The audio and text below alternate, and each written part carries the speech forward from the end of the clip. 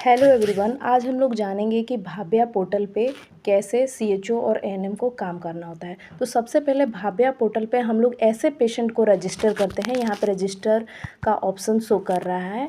यहाँ पे वैसे पेशेंट को रजिस्टर करते हैं जो कि ओपीडी में आए हुए हैं। भाव्या से ही ओपीडी के बारे में पता चलता है कि हमने एक दिन में कितना ओपीडी किया। तो यहाँ पे हम लोग पेशेंट को रजिस्टर करते हैं। सबसे पहले पेशेंट का नाम डाल देते हैं, जैसे कि पेशेंट का नाम जो भी है उसको डाल देंगे। उसके फादर का नाम डाल देंगे।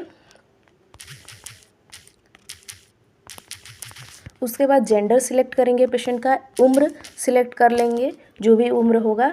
देन हम लोग पिन कोड ज़रूर डालेंगे। यहाँ पे कुछ पॉइंट जो है जो कि डालना ही है, जैसे कि पेशेंट का नाम, पिताजी का नाम और उसका जेंडर और एज और पिन कोड हमें ज़रूर ही डालना है। डालने के बाद सबमिट कर देना है। यहाँ से पेशेंट जो है ओपीडी के लिए रजिस्टर हो जाएगा।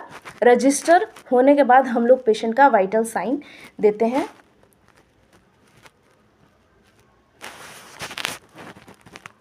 देखिए, यहाँ से कंफर्म कर देना है।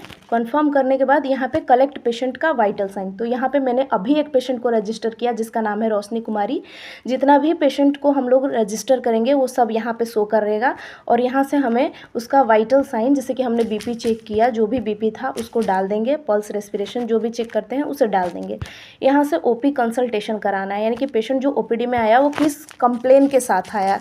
जैसे कि अगर एसिडिटी का प्रॉब्लम है या फिर फीवर है, कफ है, जो भी है उसे डायग्नोसिस में डाल देना है। अब उसके लिए हमने कौन सा मेडिसिन पेशेंट को दिया, तो एसिडिटी की मेडिसिन हमने दिया 10 टैबलेट 10 दिन के लिए मॉर्निंग में इस्तेमाल करने के लिए दिया और 10 क्वांटिटी में दिया। ये सिलेक्ट करने के बाद हमें सबमिट कर देना है, कंफर्म कर देना है। और इस तरीके से जो है एक पेशेंट का रजिस्टर, वाइटल साइन कलेक्ट और ओपी कंसल्टेशन हो चुका है।